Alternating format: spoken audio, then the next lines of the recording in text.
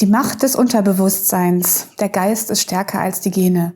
Doch welche Auswirkungen hat das auf uns als Menschen? Die Antwort darauf hat nicht irgendwer, sondern der international renommierte Zellbiologe Dr. Bruce Lipton, heute zu Gast hier bei Welt im Wandel TV.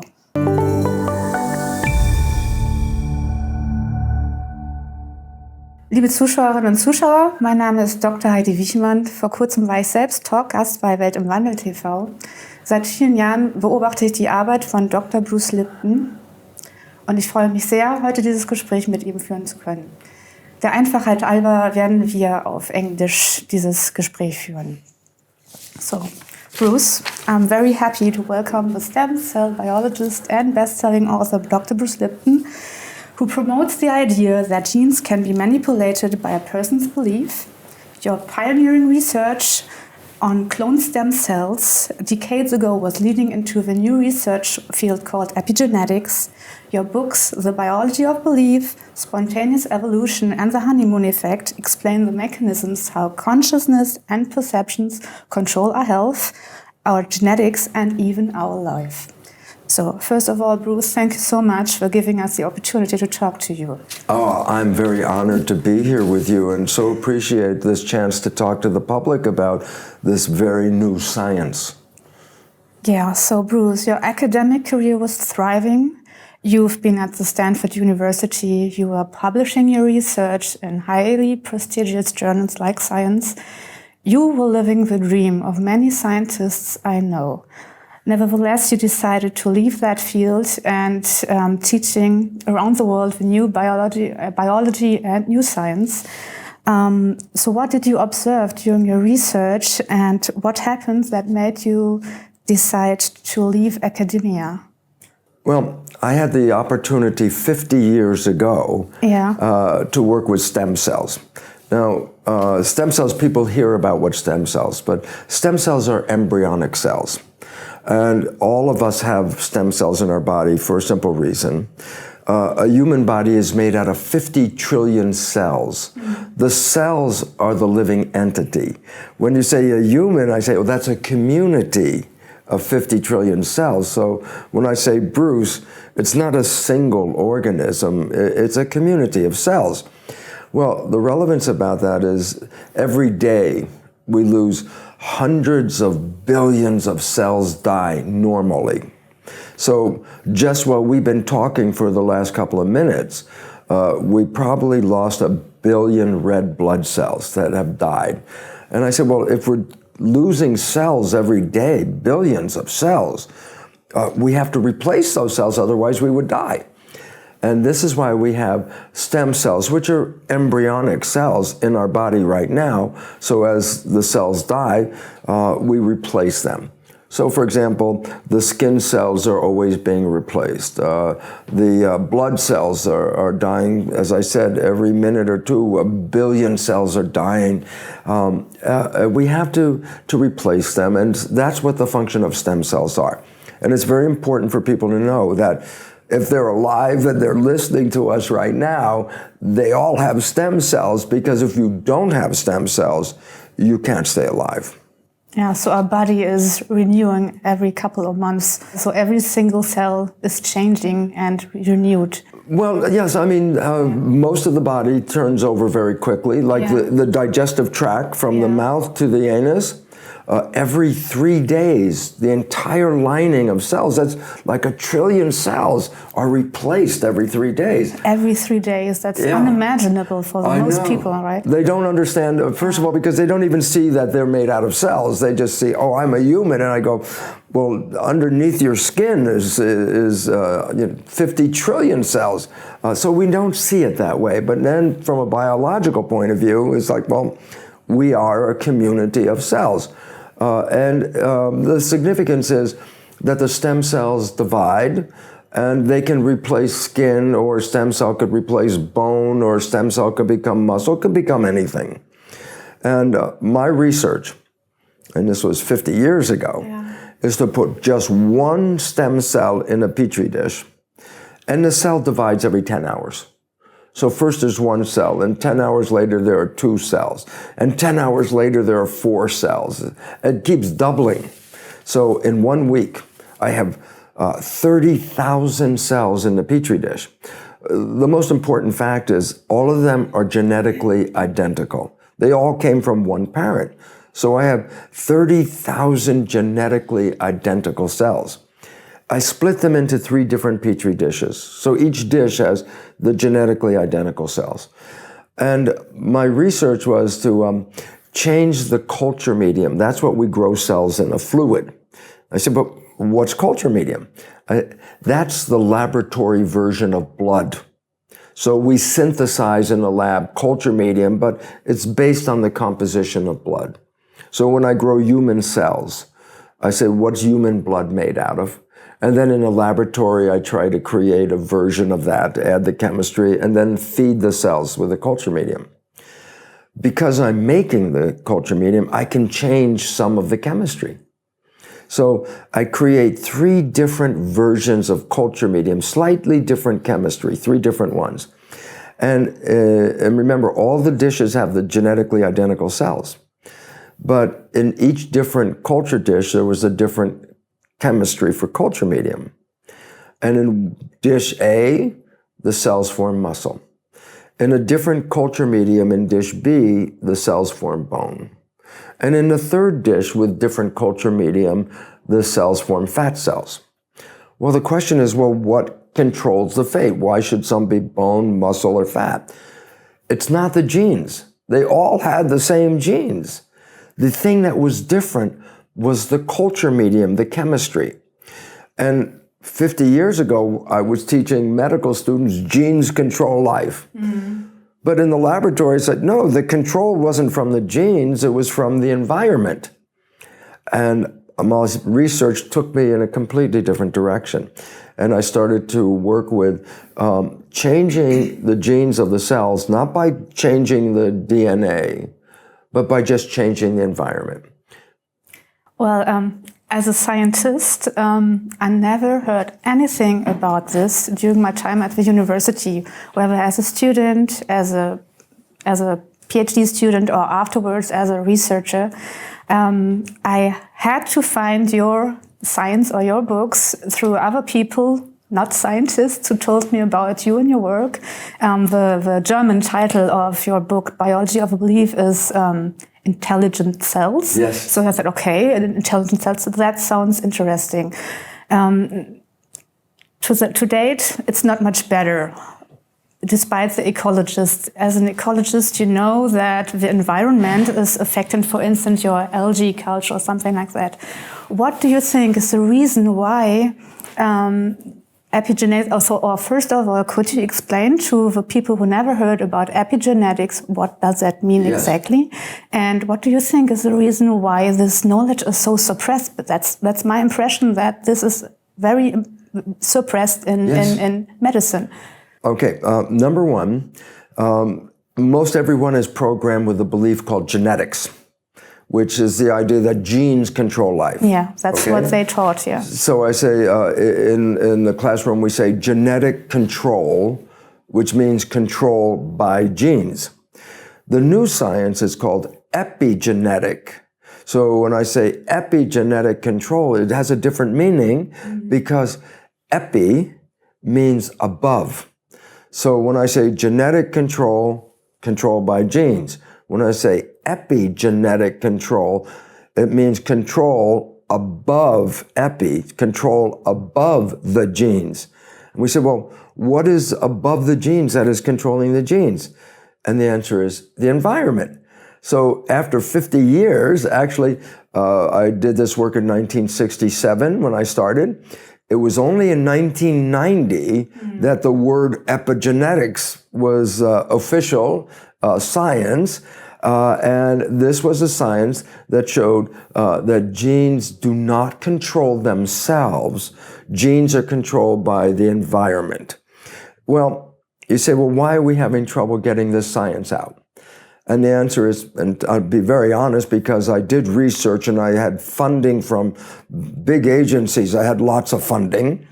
The simple truth is this, that the science in the medical school is controlled by the pharmaceutical industry. And with the belief that drugs from the pharmaceutical industry control our lives than control the genes. And the fact is, no, it's not the drugs that control life. And you say, well, okay, my research was cells in a petri dish and changing the culture medium, and culture medium is equivalent of blood. I go, it does not make a difference if the cell is in the plastic petri dish or inside your body.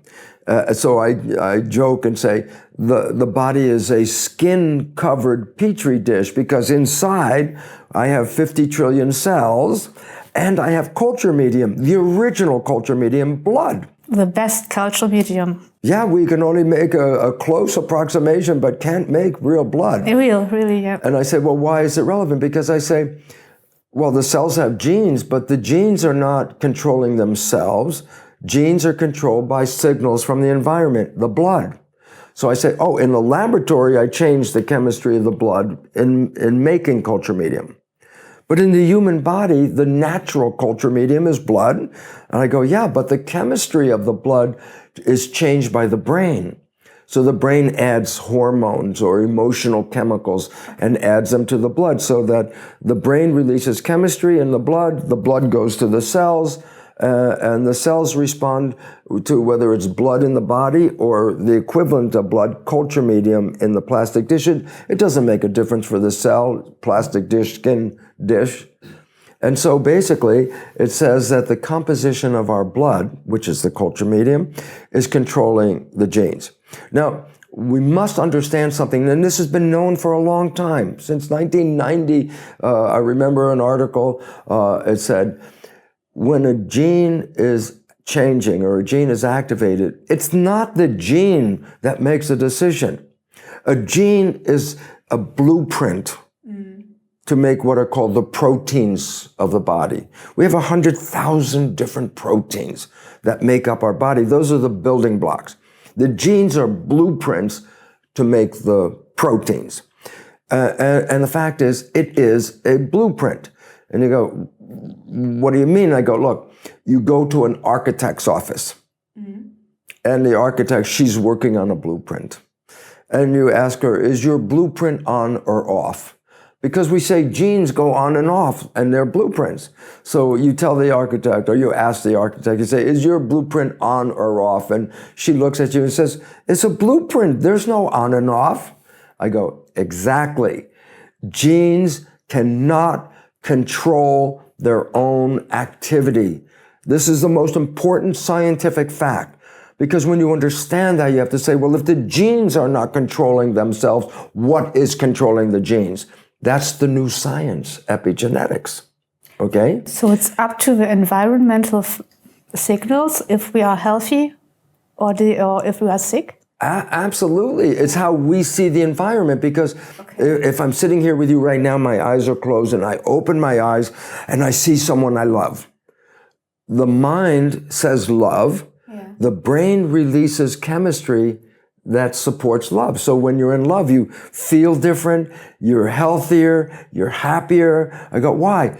Because love causes chemistry from the brain to change the culture medium in the body. Yeah. And the chemistry from love gives us health. That's why when people fall in love, they say, oh, see how healthy they are. See how they glow. They're so healthy. And I go, yeah, because love chemistry is different than fear chemistry. Now, fear chemicals, like stress hormones, shut down the cells. So in love, you grow because the chemistry in the blood supports growth. But in fear, the chemistry of fear, stress hormones, they shut down the growth. And this is why we now recognize up to 90% of doctor visits are because of stress, fear. And I say, what? Well, how does that do that? I say, because when you're in fear and stress, the chemical from the brain, stress hormones, stop the cell from growing. And I say, what? But if we are dying every day, 100 billion cells, if you stop the growth, you will soon get very sick.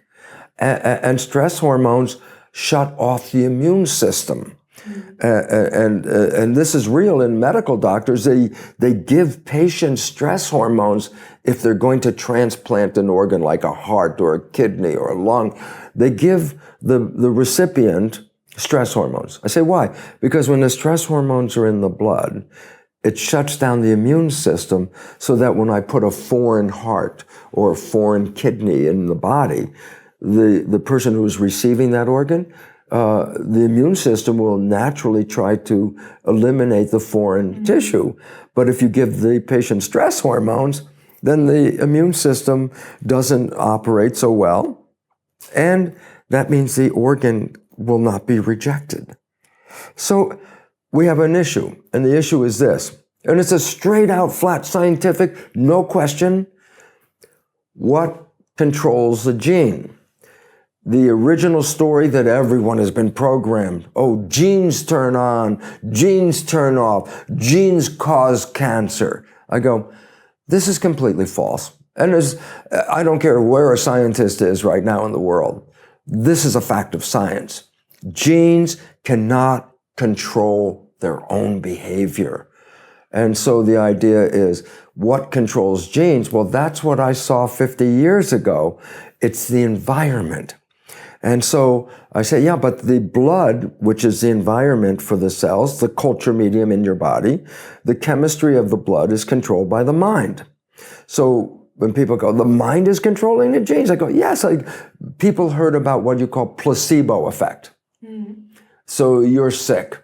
And I say, oh, I'm a doctor and I have this brand new drug. It's going to heal you. It's a special drug. And you're, oh yes, a special drug. You believe this drug and it's going to make you well. I give you the drug. You get better.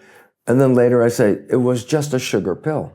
So the drug didn't cure you. I say, then what made you well? The pill didn't make you well. It was sugar.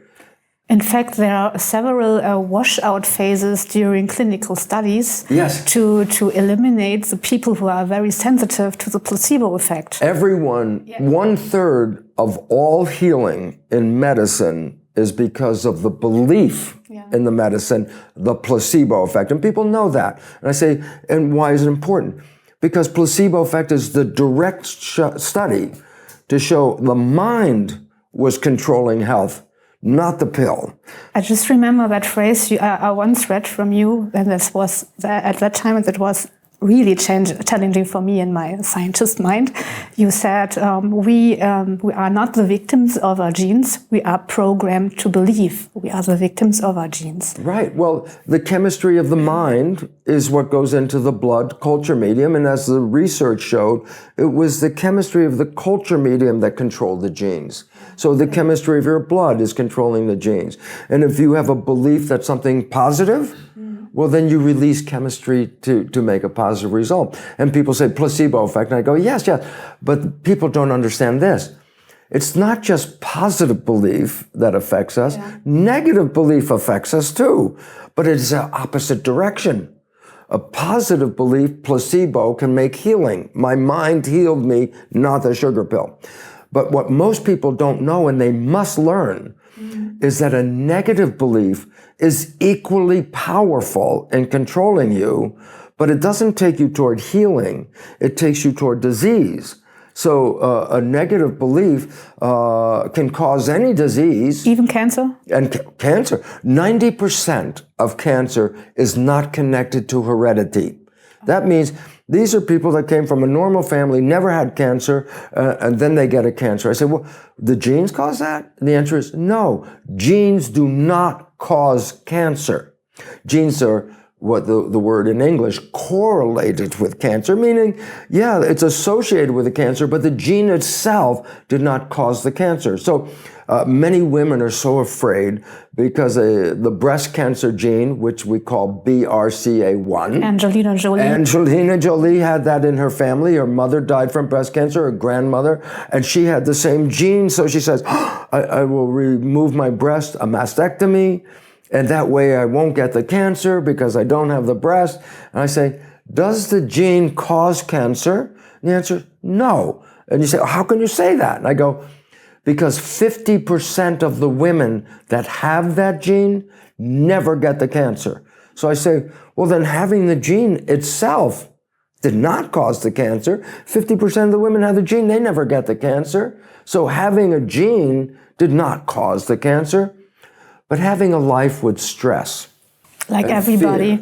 Well, we live in so stressful times. Just look outside the world. If you still follow the news, what I don't do anymore, it's stressing me too much.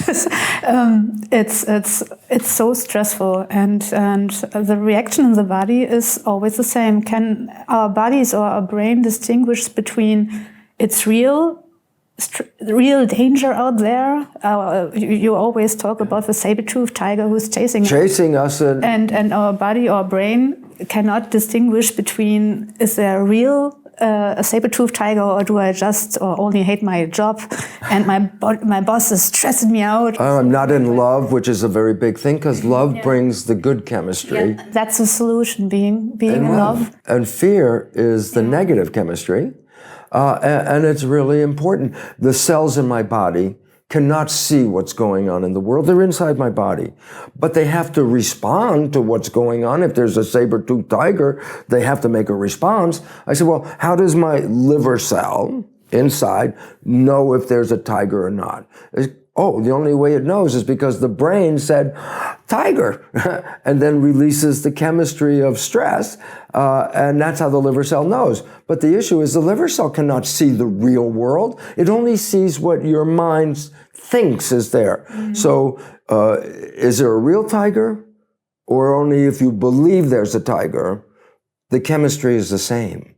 So the idea is our mind is creating a picture, and that picture is translated by the brain into chemistry. If the picture is a picture of love, you get a completely different chemistry than if the picture in your mind is, I'm afraid I could lose my job. I'm afraid I can get sick. I'm afraid of terrorists. The cells inside don't know if there's a real terrorist. They don't know what's real or not. They only know what the mind is telling them. And since the mind can be right or the mind can be wrong, the cells don't know which is the real one. It's your perception of the world, right? And this has to change. And yet, to me, this is very critical because people say, oh, Bruce, your story about your mind. And I go, it's not a story. It's actual hard science. There are actually tens of thousands scientific studies published in that field. And nobody's talking about that in medicine, especially in Germany. That's not that much, but yeah. Because it's very simple, as I mentioned. Yeah. If I could let you know that your thoughts are creating your disease, and I said, well, look, you can change your thoughts and be healthy. Does the pharmaceutical company make any money? No, you can't put it in a pill. And the pharmaceutical company is one of the biggest corporations in the entire planet. They have trillions of dollars. And it's like, that's a business. And if it's a business and all of a sudden somebody comes up and says, well, you don't need all the pharmaceutical, that person is challenging the business. And with all the money, they say, no, we just flood the television with the ads. We get everybody to still believe, take this drug. It's going to help you. Like statin drugs. This is one of the big drugs on the world, statin drugs for cholesterol. And guess what? Only 3% of all the people that take statin drugs, this is a fact, only 3% are affected by the statin drug. 97% of people who are taking this drug, not for a week or 2 weeks or a month, for a lifetime, have the drug has no effect. 97%. And there are so huge side effects. Which you have to buy more medicine to handle. Yeah, to handle. So in fact, here's the number: 3% have a positive. 3% have a positive effect from statins, and I think it's 24% of the people have side effects. Wow. And the other big drug is like Prozac, Paxil, the drug for depression. Yeah. It has been demonstrated in a lab by the pharmaceutical companies. That those drugs are the equivalent of a placebo. And the fact is, they sell hundreds of billions of dollars of these drugs, and their own research, which in the United States, a researcher, Dr. Kirsch, in University in Connecticut, wanted to get the drug research studies. And he had to go to the US government because we have what is called Freedom of Information Act. And so he applied to the government. He says, I want to know the results of these studies. And so the drug company had to release the data. And when they released the data, it showed that the drug had the same effect as the sugar pill. And you say, well, how come so many people believe in it and it works? And I said, remember the placebo? And you believe this drug is going to work? But Prozac and those drugs is a little even better than a regular placebo. The reason is this. If you take a sugar pill, it's just your mind thinking, okay, the drug is going to work. But when you take Prozac or Paxil, you get a side effect. You can feel in your body something's going on. That makes the placebo effect better because it's not just, I think it's going to work. When they take the drug, they say, oh, I feel something. That makes the mind work even better, saying, oh, I can feel the drug is working. The placebo works better because they can feel it. So the truth is, they sell the Paxil, they sell all these drugs. They already know it's a placebo effect. Statin drugs, they already know that the side effects are, 8 times greater than the benefit effect. They know this. And it's like, are we telling the public? No. I say, why not? When a corporation is as big as pharmaceutical industry, they can manipulate the news. They manipulate the research. Yeah, they have the power. They have. And in fact, this is a very important fact. Yeah. The British Medical Journal published a study, and they said, looking at the same research, but they divided it into 2 groups. One group was funded by government money to do the research. Mm-hmm. The other group was funded by pharmaceutical money to do the same research. The results, when the money was coming from the pharmaceutical company, the results were 4 times more in the favor of the drug company than if the research was carried out by government money. So are the scientists lying? They're not lying, but look, if I get a grant from the pharmaceutical company and it pays for my research, and I find that the drug doesn't work, do you think I want to go back and tell the company who gave me all the money and go, that drug didn't work? Because why? They won't give me any more money. So they look at the data and they pick, oh, look, there's some change here. Let's tell the company about this change. But that's called, in the US, we say cherry picking. You pick the ones that you want, and then you report that. But the reality, and the British Medical Journal published this, the results were favored by who gave the money. Not that the researcher was lying, but the researcher said, I need something positive to give back to the company so they'll give me more money next year. So there are also several studies who showed that chemotherapy has a positive effect. So I know that. But well, let me give a simple fact about chemotherapy. Yeah. Let's say I don't have cancer. Yeah. And you give me chemotherapy? No good idea. If they give me chemotherapy and I don't have cancer, I will get sick. Yeah. Well, if a person's already sick and then you give them chemotherapy, they get sicker. Yeah, but to the people, so we live in times where cancer rates are rising, neurodegenerative diseases are also on the rise. They're estimated to surpass cancer.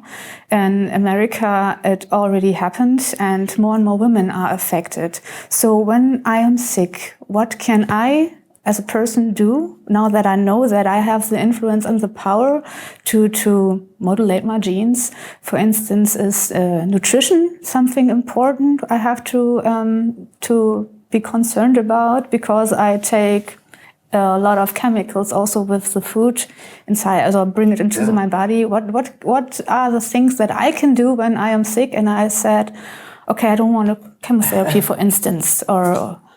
Well, first thing is very simple. The amount of stress in the population matches the amount of illness. Yeah. As the stress goes up, the illness goes up. And so the first thing, there's a direct connection with stress. And as the American Psychological Association published the research, they said from 75 to 90% of visits to a doctor are because of stress. Nothing more than that. So we keep thinking, oh, genes are causing disease.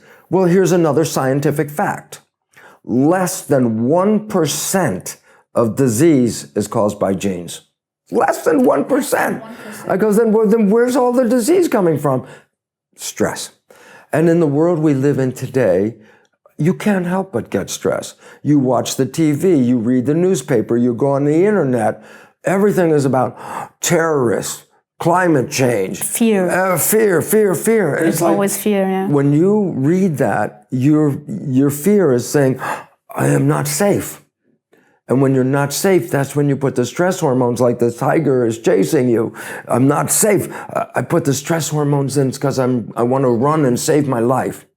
And so when you read these articles every day, it doesn't make your health any better. No. The chemistry of the stress, if I take the stress chemicals, stress hormones, and put them in a plastic petri dish with cells, the cells stop growing and they start dying. I go, well, it doesn't make a difference, as I said, whether the cell is in the plastic dish or the cell is in the skin dish.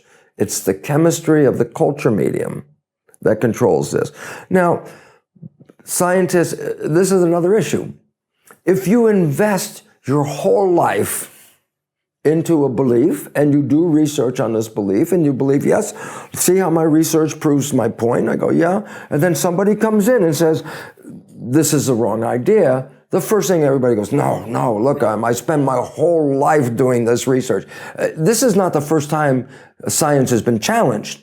Like when quantum physics came in, there were only Newtonian physicists, which separated the world into energy and matter, and said that matter, body, is not affected by energy, thoughts, because the Newtonian world, only physical things affect physical body. And medicine today is still Newtonian. I have a physical body, therefore you have to give me physical chemicals to change the body. That's Newtonian. Quantum physics, 1925, comes in and says, the whole idea is wrong. The whole idea is wrong because what we think of as matter, like you and me sitting here, is in truth just energy. And the physicists at that day said, my whole career, everything we learned is Newtonian physics. And now one day these young people come in and say quantum physics. They could not accept that. They even made an idea that said, oh, quantum physics doesn't affect all of life. It just affects the atoms.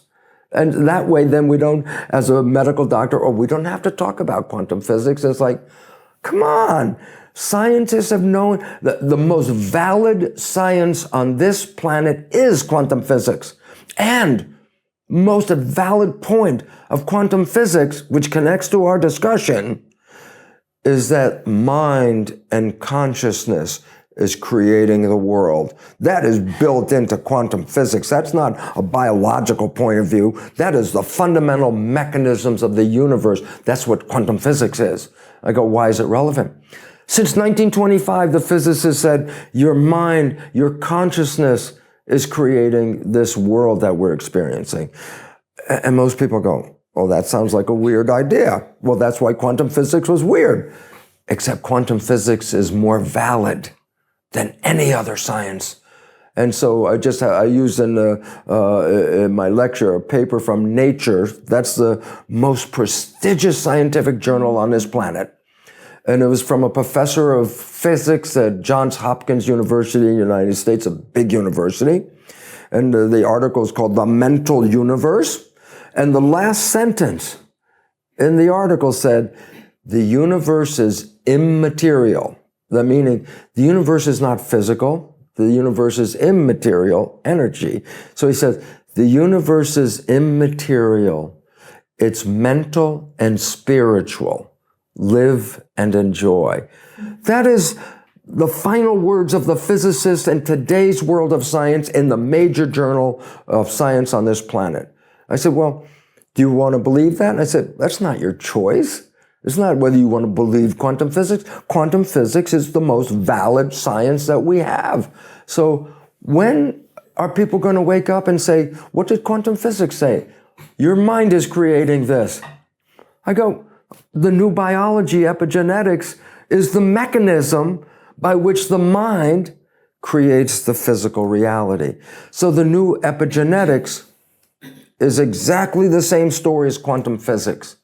And quantum physics being more valid than any other science, You can't reject that even if you don't like the idea. That's not a choice. I can't say, which one do I want, Newtonian or quantum? That's not my choice. Dies war Teil 1 des Interviews. Teil 2 folgt in Kürze bei Welt im Wandel TV.